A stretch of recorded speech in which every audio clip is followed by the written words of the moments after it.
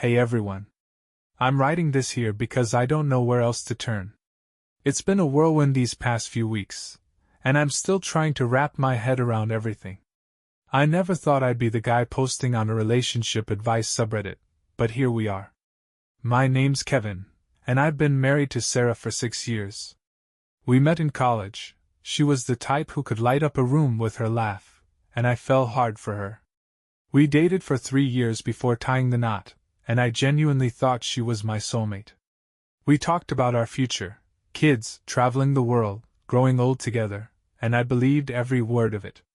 A couple of years ago, an amazing business opportunity came my way, but it meant moving far from home. Sarah wasn't thrilled about leaving her family and friends, so we decided she'd stay behind while I moved 2,000 kilometers away to set things up. The plan was to get the business off the ground, save up enough money, and then have her join me once everything was stable. It was supposed to be a short-term sacrifice for a long-term dream. At first, it seemed manageable. We'd call every night, FaceTime on weekends, and text throughout the day. But somewhere along the line, things started to shift. Calls got shorter. Texts became less frequent. She always had an excuse: work, friends, errands.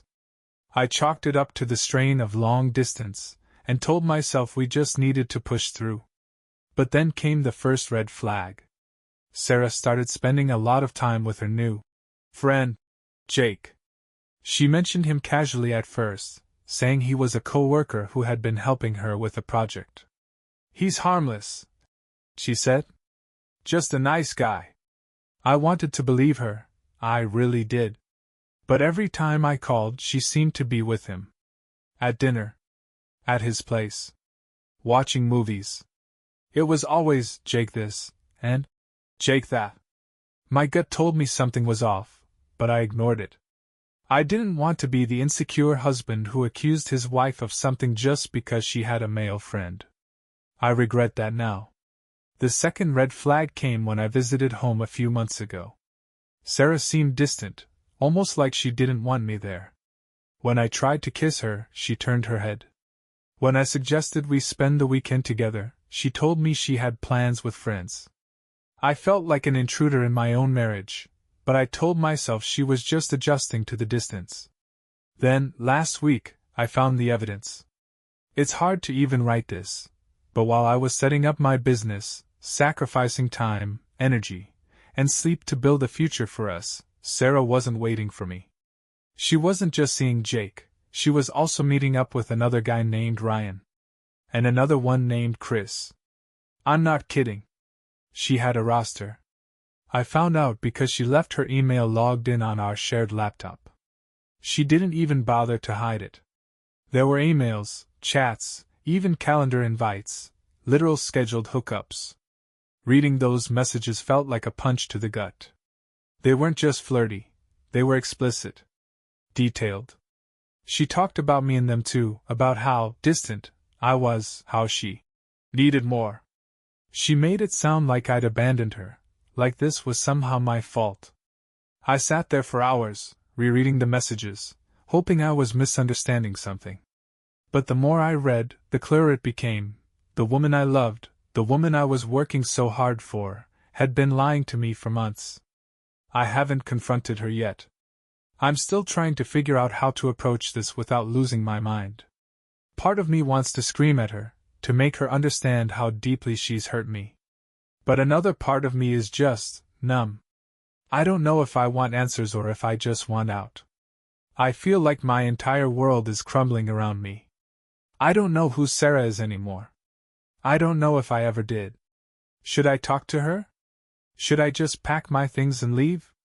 I'm at a loss here. If anyone has been through something like this, I could really use some advice. I'll update once I figure out what to do. First update. After a few sleepless nights and endless internal debates, I decided I couldn't sit on this anymore. I had to confront Sarah. The lies, the cheating, it was all eating me alive. But I didn't want to go into it blind. If there's one thing I've learned from all those late-night crime shows, it's that you need proof before you make your move. So, I spent a couple of days collecting everything I could, screenshots of her emails, the messages, even her calendar entries. I wasn't about to let her gaslight me or twist the narrative. When I finally called her to set up a time to talk, her voice was as sweet as ever. "Kevin! It's so good to hear from you. What's up?" I had to swallow the lump in my throat just to get the words out. "I'm coming home for the weekend. We need to talk." There was a brief pause, and then she laughed nervously. "Sure. Everything okay?" "Not really," I said, keeping my tone steady. "We'll talk when I get there." The silence on the other end told me she knew something was up, but she didn't press further. I didn't give her the chance. I hung up and booked a last-minute flight. The thought of seeing her again made my stomach churn, but I knew it had to be done. When I walked through the door of our house that Friday evening, Sarah was waiting for me in the living room. She looked perfect, as always, hair done, makeup flawless, wearing one of those sundresses she knew I loved. But it felt like I was looking at a stranger. "Hey," she said, her voice soft, almost cautious. "You didn't call when you landed." "I didn't feel like it," I replied, dropping my bag by the door. Her smile faltered. "What's going on, Kevin? You're acting weird." I didn't waste any time. I pulled out my phone, opened the folder with all the screenshots, and tossed it onto the coffee table in front of her. "Explain this." Her eyes darted to the screen, and for a split second, I saw pure panic flash across her face. She tried to play it cool, though, leaning back and crossing her arms. "What am I looking at?" "Don't play dumb, Sarah. You know exactly what you're looking at." My voice cracked a little, but I didn't care. Emails. Messages. Calendar invites. Jake, Ryan, Chris. Ring any bells? Her jaw tightened, and she looked away. "It's not what it looks like." "Not what it looks like." I laughed bitterly. "You've got scheduled hookups on your calendar, Sarah. You talk about me like I'm some ghost in your life while you're screwing 3 different guys. So please, enlighten me. What exactly does it look like?" Her facade cracked then, and she exploded. "Fine. Yes, I was seeing them. Are you happy now? You're never here, Kevin. You left me alone for years while you played businessman in some other city. What did you think was going to happen?" I stared at her, stunned. "I left because we agreed this was the plan, Sarah. I've been busting my ass to build a future for us, for our family. And this is how you repay me?" She stood up, her eyes blazing. "Don't act like you're some saint, Kevin. You abandoned me. You put your work above our marriage. If you had been here, maybe I wouldn't have felt so empty." "Empty?" I snapped. "So your solution was to fill that void with random guys instead of, I don't know, talking to me? Asking for help? You made a choice, Sarah. Don't you dare put this on me." She opened her mouth to say something but stopped, her face crumbling as the reality of the situation hit her. For a moment, I thought she might apologize, but instead, she muttered, "You don't understand." I stood there, shaking my head. "You're right, Sarah. I don't understand. I don't understand how the woman I loved could lie to my face and betray me over and over again. But I guess I never really knew you, did I?" Her tears started then, big, dramatic sobs that I might have felt sorry for if I wasn't so angry. But I wasn't buying it this time. "I'll be staying in the guest room tonight," I said, my voice cold. "And tomorrow, we'll figure out where we go from here. But don't think for a second that this can be fixed with tears and excuses." As I walked away, her sobs followed me down the hall. I shut the door to the guest room and locked it, collapsing onto the bed. I wanted to scream, to cry, to throw something, but all I could do was stare at the ceiling, wondering how the hell my life had come to this. The next morning, I woke up early, but it wasn't the kind of morning where you feel refreshed. My head was pounding, and my chest felt like someone had filled it with broken glass. I stayed in bed for a while, staring at the ceiling, dreading the inevitable conversation that was waiting for me. When I finally walked into the kitchen, Sarah was already there. She had made coffee and was sitting at the table, scrolling through her phone like it was just another Saturday. The audacity of her acting normal after everything made my blood boil. "Good morning," she said, like she was testing the waters. Her voice was small, almost timid. I ignored the greeting and poured myself a cup of coffee. Then I sat down across from her, keeping my distance. "We need to talk." She put down her phone and folded her hands on the table, looking at me like she was ready to perform for an audience. "Okay. I'm listening." I didn't even know where to start. The words felt heavy in my throat, but eventually I just let them spill out. "Why, Sarah? Why would you do this? Not just one guy, 3 of them. And the lies? The secrets? Was anything we had even real?" Her face twisted with guilt, but she still tried to justify herself. "Kevin, I was lonely. You were gone all the time, and I felt like I didn't matter to you anymore. Jake, Ryan, they were there when you weren't." I cut her off. "Don't give me that. You could have told me how you were feeling. You could have asked me to come back or work things out. But you didn't. You just decided to blow up our marriage instead." She shifted uncomfortably in her seat, her gaze dropping to the table. "I know I messed up. I never wanted it to get this far." I scoffed. "Really? Because you didn't seem to have any trouble planning your hookups down to the minute. Was it just loneliness when you were emailing Jake about that weekend getaway while I was busting my ass to pay our bills? Or how about Ryan? Or Chris? Which one of them made you feel whole, Sarah?" Her face turned red, and she snapped. "I already said I'm sorry, Kevin. What else do you want from me? I can't undo what I did." "No, you can't," I said, my voice low but firm. "But you can give me the truth for once. Were there more? Or is 3 your magic number?" She didn't answer right away, and that silence spoke louder than anything she could have said. My stomach sank as I realized there was probably even more she hadn't admitted. I don't know," she said finally, her voice barely above a whisper. "I wasn't keeping count." I laughed bitterly. "Unbelievable. I moved 2,000 kilometers away for us, Sarah. I gave everything I had to build a life for us, and you couldn't even keep track of how many guys you cheated with."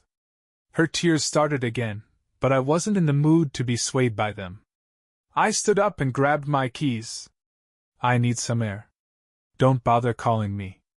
I'll be back when I'm ready." I drove aimlessly for hours, trying to clear my head. I thought about every moment we had shared, the good, the bad, the dreams we once had. And now, all of it felt tainted. I tried to make sense of it, but no matter how hard I thought about it, nothing could justify what she'd done. Eventually, I ended up at a park. It was one of the places we used to go when we were dating, back when things were simple and happy. I sat on a bench and stared at the swings, remembering how we used to talk about bringing our future kids there someday. That dream felt like a cruel joke now.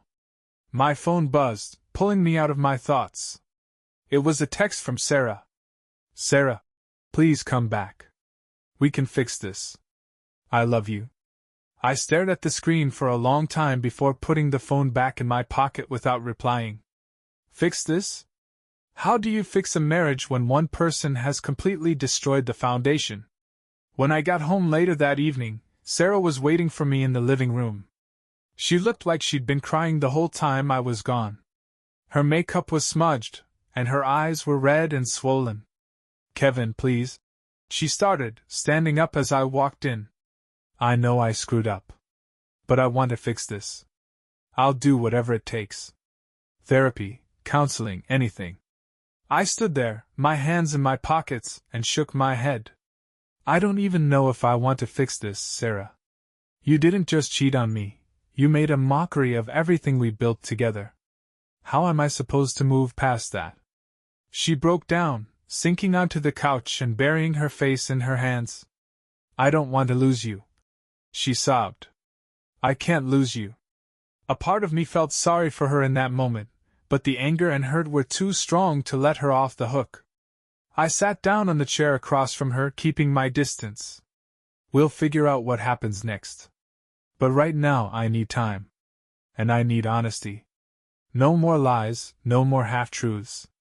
If you want any chance of saving this, you'd better come clean about everything.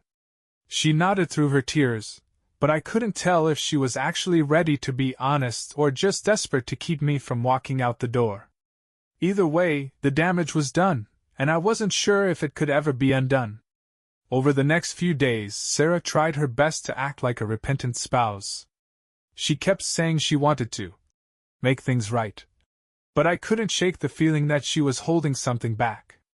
The crying, the apologies, the promises to go to therapy, it all felt performative, like she was more afraid of losing the life we built than genuinely sorry for what she did. And then it happened. I was cleaning up around the house, trying to distract myself, when I found something.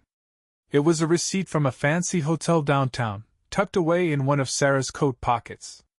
At first I thought it was old, maybe from a work event or something. But when I looked at the date, my stomach dropped. It was from last month, while I was back in the city for a business meeting. The kicker? The receipt listed a room for two. My hands were shaking as I held the receipt. I had been so consumed with the mess involving Jake, Ryan, and Chris that I hadn't even considered there might be more. But this was proof of yet another betrayal. And it wasn't just some casual meetup, she had taken things to a whole new level. I marched into the living room, where Sarah was sitting with her laptop, pretending to work. I threw the receipt onto the coffee table in front of her. "What's this?" I demanded. Her eyes widened when she saw it. "Kevin, I can explain." "Explain what?" I snapped. "That while I was in town, you were shacking up with yet another guy." "Go ahead, Sarah. Enlighten me." She opened her mouth to speak, but no sound came out. For the first time since this whole thing started, she looked genuinely panicked. Her usual excuses and justifications weren't coming fast enough. "Who was it?" I pressed. "Jake? Ryan? Chris? Or is there a fourth guy I should know about?" She looked down at her hands, her voice barely above a whisper. "It wasn't any of them." My heart sank. "So there's another one? Someone else you've been hiding?" She nodded, her face crumpling. "His name is Marcus. I met him at a friend's party a few months ago." A friend's party. That's how casually she said it, like she was talking about meeting someone at the grocery store. My mind raced as I tried to process the fact that my wife had managed to add yet another guy to her roster without me even realizing. "Are you serious?" I said, my voice rising. "How many more, Sarah? How many times do I have to find out you've been lying to me before you actually tell me the truth?" "I'm telling you the truth now," she cried. "I swear, Kevin, Marcus was the last one. After him, I realized I didn't want to keep doing this. That's when I decided to stop. That's when I realized I wanted to fix things with you."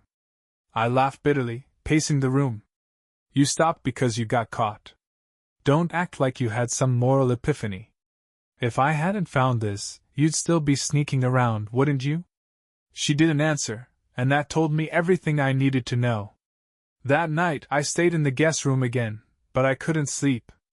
I kept replaying the conversation in my head, wondering how things had gotten this bad. I thought back to all the nights I had stayed up late working, all the weekends I had spent away from home, believing I was doing the right thing for our future. And all the while, Sarah had been living a double life, filling the void with one guy after another. By the time the sun came up, I had made a decision. I couldn't keep living like this. The next morning, I told Sarah we needed to separate. Her reaction was exactly what I expected: tears, begging, promises to change.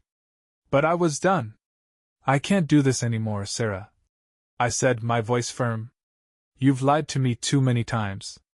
You've betrayed me in ways I can't even begin to forgive. I need space to figure out what's next, and that means being away from you." "Kevin, please," she sobbed, reaching for my hand. "We can fix this. I'll do whatever it takes. Therapy, counseling, anything you want." I pulled my hand away. It's too late for that. You made your choices, Sarah. Now I need to make mine. That afternoon, I packed a bag and left. I didn't have a concrete plan yet, but I knew I couldn't stay in that house. Every room felt like a reminder of what I had lost, of the life I thought I had but never really did. As I drove away, a strange mix of emotions washed over me: anger, sadness, relief. I didn't know where this road was going to lead, but for the first time in a long time, I felt like I was finally taking control of my life again. After leaving the house, I decided to crash at a hotel for a few nights. I needed space, time to think, and somewhere I wouldn't be haunted by memories of Sarah. The hotel was nothing fancy, just a quiet place where I could lay low and figure out my next move. On the second night, as I sat on the bed scrolling through job listings in my business's new city, thinking maybe I should just stay there permanently, there was a knock at the door. My first thought was room service, but I hadn't ordered anything. I opened the door cautiously, and to my complete shock, it wasn't hotel staff. It was Jake. Yeah, that Jake. He stood there, looking just as surprised to see me as I was to see him. He had this awkward, almost sheepish expression on his face, and I could tell he was trying to figure out what to say. "What the hell are you doing here?" I asked, my hand tightening on the doorknob. "Kevin, can I come in? Please. I need to talk to you," he stammered. I hesitated. Part of me wanted to slam the door in his face and let him rot in whatever guilt or shame brought him here. But curiosity got the better of me, so I stepped aside and let him in. Jake stood in the middle of the room, looking nervous as hell. I sat on the bed, arms crossed, waiting for him to explain himself. "You've got about 2 minutes before I throw you out, so make it quick." He sighed and ran a hand through his hair.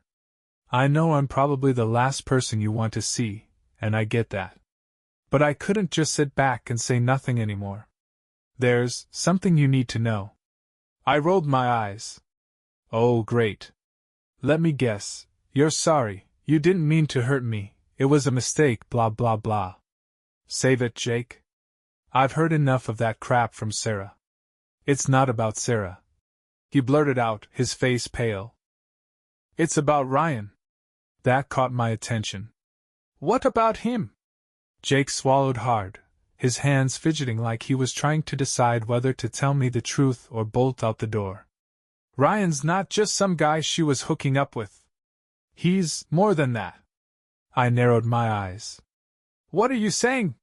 He looked at me, his face full of regret. "I'm saying Ryan isn't just some random dude. He's your business partner. And he's been using his connection to you to get close to Sarah." The room spun. For a moment I thought I'd misheard him. "What the hell are you talking about?" Jake took a deep breath.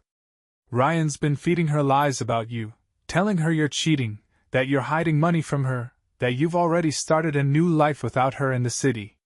He wanted her vulnerable, Kevin. And it worked." My fist clenched, and I felt a wave of white-hot rage wash over me. "Why would he do that? What could he possibly gain from tearing my life apart?" Jake hesitated. "Because he's planning to push you out of the business. He's been working behind the scenes to take over your clients, and if Sarah left you, it would have been the final nail in the coffin. You'd have nothing left, personally or professionally." I stood up, my heart pounding. "You expect me to believe this? Why the hell would you come here and tell me this now? After everything you've done?" Jake raised his hands defensively. "Because I screwed up, okay? I know I did. I should have stayed out of it, but when I found out what Ryan was doing, I couldn't stay silent anymore. He's not just screwing over you, he's using everyone around him to get what he wants." I didn't know what to think. On one hand, Jake was the last person I wanted to trust. On the other hand, what he was saying made sense. Ryan had been unusually distant the last few months, claiming he was busy with new projects. And the idea that he might be manipulating Sarah fit with how quickly she seemed to turn on me emotionally. "Do you have proof?" I asked, my voice low and dangerous. Jake nodded. I can get it. Emails, messages, even some of the contracts he's been working on. But you need to move fast. He's got a meeting with one of your biggest clients tomorrow, and I'm pretty sure he's planning to seal the deal without you. I didn't sleep that night. My mind raced with everything Jake had said. If he was telling the truth, then Ryan wasn't just some fling. He was a snake who had been plotting against me for months. And if he wasn't, well, I'd deal with Jake later. By the time the sun came up, I had a plan. I was going to confront Ryan at that meeting, armed with whatever evidence Jake could provide. If he thought he could steal my business and my wife, he was about to learn just how wrong he was. The next morning, I met Jake at a diner near the hotel. He showed up with a flash drive and a nervous energy that made me wonder if he was doing this out of guilt, or because he had something to gain. Either way, I didn't care. If what he brought me could expose Ryan, that was all that mattered. He slid the drive across the table. It's all there. Emails, meeting notes, even a recording of him talking to a client about taking the business in a new direction. He's been planting seeds for months. I plugged the drive into my laptop right there in the diner. What I saw made my stomach churn. Ryan wasn't just trying to push me out, he'd been actively sabotaging me. He had emails with clients, telling them I was unreliable. Contracts that redirected key partnerships to him. And the kicker? A detailed plan for acquiring the company outright, complete with timelines and projections that excluded me entirely. You're sure this is everything? I asked, my voice low but steady. Jake nodded. As far as I know. Look, I know I've been a piece of crap, Kevin, but Ryan's on a whole different level. You don't deserve what he's doing to you. I didn't respond. Instead, I closed the laptop, grabbed my keys, and headed out. The meeting was set to happen at a downtown office, and I wasn't about to let Ryan close a deal with one of my biggest clients behind my back.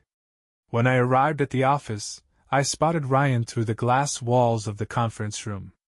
He was all smiles, shaking hands with the client, a major investor who had been instrumental in helping me launch the business. Watching Ryan cozy up to him like that made my blood boil.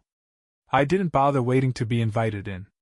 I threw open the door, and all eyes turned to me. Ryan's confident grin faltered when he saw me. Kevin, he said, feigning surprise. I wasn't expecting you. I bet you weren't, I replied, stepping into the room and shutting the door behind me. But I figured I should be here for a meeting about my business. The client, Mr. Caldwell, looked between us, clearly confused. What's going on here? That's what I'd like to know, I said, fixing Ryan with a cold stare. Why don't you explain, Ryan? Or should I? Ryan chuckled nervously, trying to maintain his composure. Kevin, you're being dramatic. This is just a routine meeting, nothing to worry about. Routine? I pulled out my laptop, opened the files Jake had given me, and turned it toward Caldwell. Does this look routine to you? Because it looks to me like Ryan's been planning to cut me out of my own company. Caldwell leaned forward, scrolling through the documents with a furrowed brow. The color drained from his face as he read the emails. What the hell is this? Ryan's facade cracked. I can explain, he stammered. This is a misunderstanding. Save it, I snapped. You've been feeding clients lies about me, redirecting contracts, and planning a hostile takeover. And you didn't stop there, did you? You also manipulated my wife, didn't you? Told her I was cheating, that I was hiding money. You wanted to make sure I had nothing left, not at home, not here. Isn't that right? Ryan's face turned bright red. You don't know what you're talking about. Oh, I think I do, I said, pulling out my phone. And so does the Bar Association. I've already filed a complaint about your little schemes. You'll be lucky if you can book a meeting room at a co-working space by the time I'm done with you. The room was silent, save for Caldwell's occasional muttering as he continued reading through the files. When he finally looked up, his expression was grim. Ryan, I trusted you. I trusted both of you. But this is unacceptable. Ryan stammered, trying to defend himself, but Caldwell wasn't having it. Effective immediately, I'm pulling all support from this project until this mess is resolved. And Ryan, don't bother calling me. We're done. With that, Caldwell stormed out, leaving me and Ryan alone in the room. You think you've won? Ryan hissed, his mask of professionalism gone. You don't have the guts to do what it takes to run this business. You're nothing without me. I leaned in close, my voice low and steady. Maybe I'm nothing, Ryan. But at least I'm not a lying, backstabbing coward who destroys everything he touches. Ryan glared at me, but he had nothing left to say. He grabbed his bag and stormed out, slamming the door behind him. As I stood there in the empty conference room, I felt a strange mix of emotions: relief, anger, sadness. Ryan's betrayal had cut deep, but exposing him felt like the first step toward taking back control of my life. I didn't know what the future held for my business or my marriage, but for the first time in weeks, I felt like I could breathe again. I barely had time to process what had just happened with Ryan when my phone buzzed. It was Sarah. I stared at the screen for a moment, debating whether to answer. Against my better judgment, I picked up. Kevin, she said, her voice frantic. You need to come home. Now. What is it, Sarah? I said, my tone already exhausted. If this is about us, I've got nothing left to say. It's not about us, she snapped. It's about Jake. That threw me off. Jake? What about him? He showed up here an hour ago, she said, her words rushing together. He was yelling, talking about Ryan and some deal gone wrong. I don't know what's going on, but he's threatening to tell everyone about everything. I pinched the bridge of my nose. Why the hell would Jake come to you? I don't care what he has to say. He's the last person I want to see. It's not just about me, Kevin, she shot back. He said he's going to Ryan's apartment to settle the score. He looked unhinged. I think he's going to do something stupid. A sinking feeling settled in my gut. Jake was a lot of things: arrogant, reckless, and selfish. But I'd never seen him truly lose control. If he was spiraling, this could get ugly fast. Why are you telling me this? I asked, my patience wearing thin. Because, she said, her voice cracking. If he drags Ryan down, he'll drag me down too. You think I want everyone knowing what I did? You think I want my family finding out? And there it was, the real reason for her concern. She didn't care about Jake or Ryan. She cared about keeping her own reputation intact. Fine, I said, my voice ice cold. I'll handle it. But after this, we're done, Sarah. Don't call me again unless it's about the divorce. I hung up before she could respond and grabbed my keys. As much as I hated the idea of getting involved in this mess, I couldn't ignore the possibility of Jake doing something reckless. The last thing I needed was for this disaster to end with someone in the hospital, or worse. When I got to Ryan's apartment, the door was wide open. That was my first red flag. The second was the sound of shouting coming from inside. I stepped in cautiously, my pulse racing. Jake and Ryan were in the living room, locked in a heated argument. Jake's face was flushed, and he was holding a bottle of whiskey like a weapon. Ryan, on the other hand, looked like he was trying to keep his cool, but his hands were shaking. You think you can screw me over and get away with it? Jake yelled, pointing the bottle at Ryan. You think you're smarter than me? Than us? Jake, put the bottle down, I said, stepping into the room. Both of them turned to look at me, their expressions a mix of surprise and anger. What the hell are you doing here? Ryan spat. Saving your ass, apparently, I shot back. Jake, whatever you're planning, this isn't the way to do it. Jake laughed bitterly. Oh, look who's here to play the hero. You don't get it, Kevin. This isn't just about you or Sarah. Ryan's been screwing everyone over, me included. Ryan rolled his eyes. Don't be so dramatic, Jake. You were just collateral damage. You knew what this was. Collateral damage? Jake's voice cracked, and for a moment, I thought he might swing the bottle. You used me. Just like you used Kevin, just like you used Sarah. You're a parasite. And you're a fool, Ryan shot back. You think you're going to take me down? Good luck with that. Enough! I shouted, stepping between them. Jake, give me the bottle. Now. Jake hesitated, his knuckles white as he gripped the neck of the whiskey. For a second, I thought he was going to ignore me. But then, with a deep sigh, he handed it over. Fine, he muttered, sinking onto the couch. I'm done. I'm done with all of this. I turned to Ryan, who was glaring at both of us.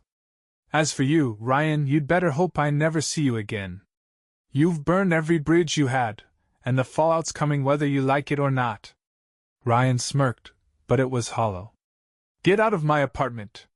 Gladly, I said, dragging Jake to his feet. Come on. Let's go. As I drove Jake back to his place, he sat in silence, staring out the window. I didn't push him to talk. Whatever had happened between him and Ryan, it was clear he'd reached his breaking point. When we got to his apartment, he finally spoke. Thanks, Kevin. For stopping me back there.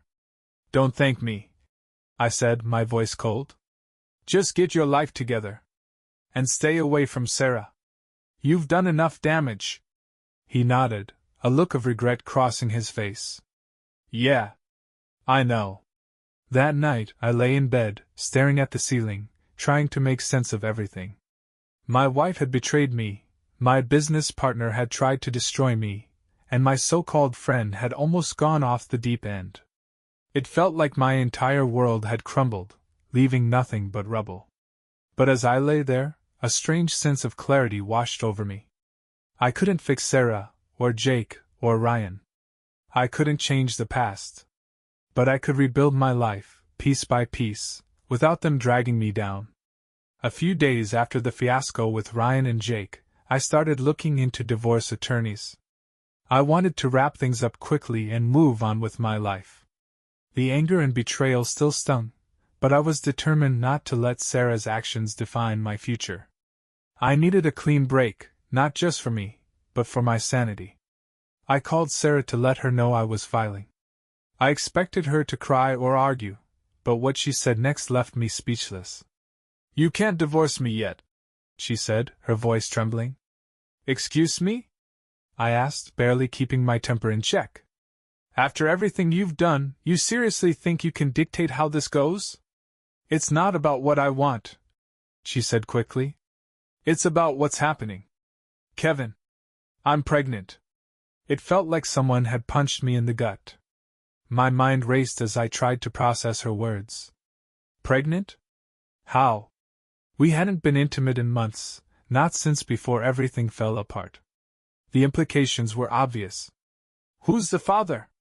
I asked, my voice cold. She hesitated, and that hesitation told me everything I needed to know. I'm not sure, she admitted, her voice barely a whisper. I laughed bitterly. Of course you're not. Is it Jake? Ryan? Or do I need to add Chris and Marcus to the paternity pool too? Kevin, please, she begged. I'm telling you because I want to do the right thing. I don't know how this happened, but... You don't know how this happened? I interrupted, my anger boiling over. You cheated on me with multiple guys, Sarah. That's how this happened. Don't act like you're some innocent victim here. I'm trying to be honest with you, she cried. I didn't have to tell you, but I did because I thought you deserved to know. What I deserve, I said through gritted teeth, is a life without your lies. And I'll get that once this divorce is finalized. Good luck figuring out who the father is, Sarah. I'm done. I hung up before she could respond, my heart pounding. The audacity of her dropping this bombshell like it was some noble gesture of honesty, it made me sick.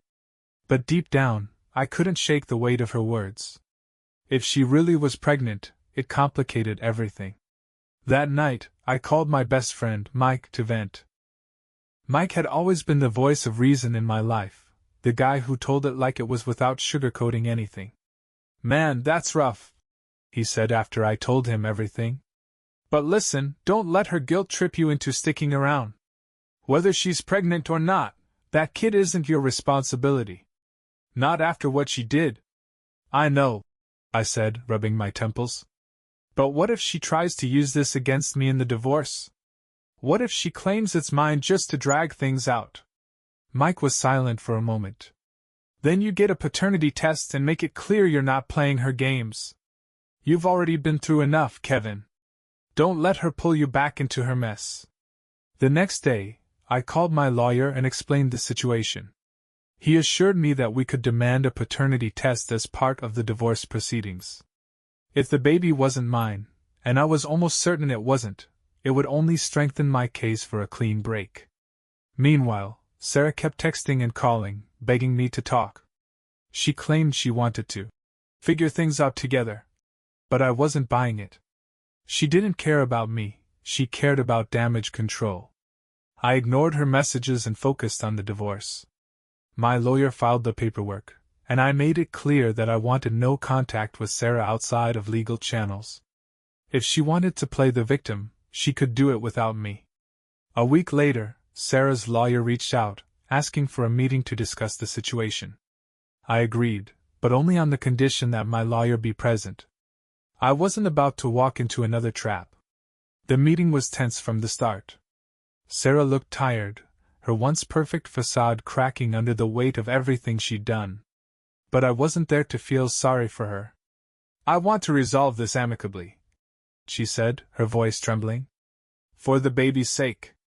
Then you'll agree to a paternity test, my lawyer said firmly. If Kevin isn't the father, this has nothing to do with him. Sarah hesitated, glancing nervously at her lawyer. Fine, she said finally. But I need you to understand. I'm not trying to hurt you, Kevin. I don't know what to do. That makes two of us, I said flatly. But that's not my problem anymore. The next few weeks were a blur of legal paperwork and tense silence. The paternity test results eventually came in, and as I expected, the baby wasn't mine. I thought I'd feel relief, but all I felt was anger at Sarah for dragging me into this mess, and anger at myself for ever trusting her in the first place. When I told Sarah I knew the truth, she broke down sobbing, but I didn't stick around to comfort her. She had made her choices, and now she had to live with them. The divorce finalized a few months later, and I walked out of that courtroom feeling lighter than I had in years.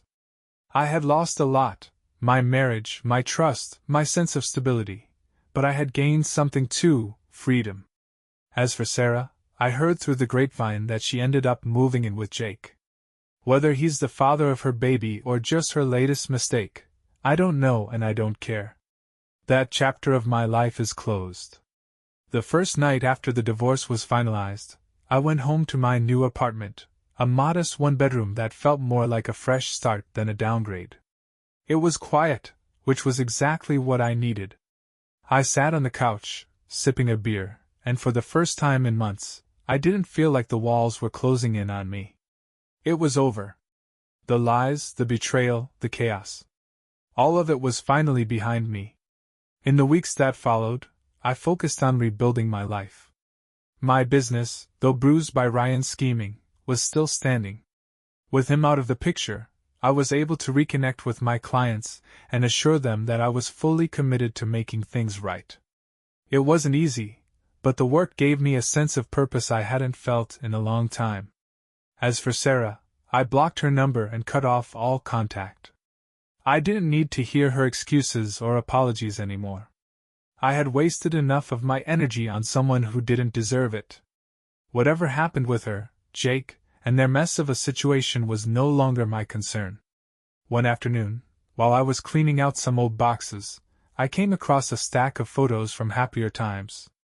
Sarah and I at our wedding, laughing on the beach during our honeymoon, decorating our first Christmas tree together. For a moment, I felt a pang of sadness. I'd loved her once. Deeply. And part of me had hoped we'd grow old together, just like we'd planned. But love isn't just about the good times, it's about trust, loyalty, and choosing each other even when things get tough. She had failed on all counts. I tossed the photos into the trash. Holding on to them wouldn't change what had happened, and it certainly wouldn't help me move forward. Moving forward was easier than I expected. I started going to the gym again, reconnecting with old friends, and even dabbling in hobbies I'd abandoned years ago. Photography, hiking, cooking. I rediscovered parts of myself that had been buried under the weight of my failed marriage. I also started therapy, which, to be honest, was one of the best decisions I've ever made. Talking to someone who wasn't involved in the mess gave me perspective. It helped me see that Sarah's betrayal wasn't a reflection of my worth. It was a reflection of her inability to face her own flaws. That realization was freeing. A few months later, I decided to put myself out there again.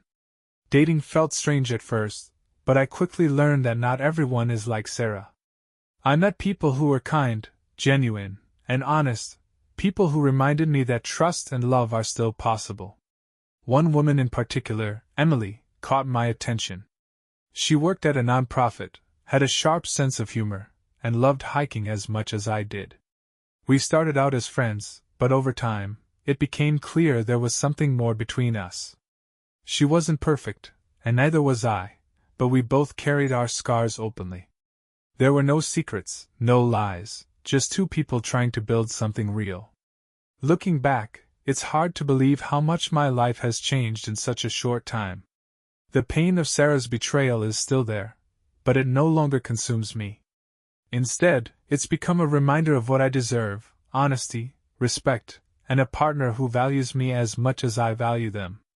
If there's one thing I've learned from all of this, it's that betrayal doesn't have to define you. It's a wound, yes, but wounds heal. And when they do, they leave you stronger than before. To anyone reading this who's going through something similar, it gets better.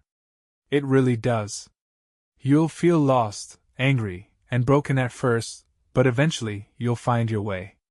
Take your time, focus on yourself, and don't be afraid to let go of people who don't deserve you. Life's too short to spend it with someone who doesn't see your worth. Here's to new beginnings, and the strength to take them.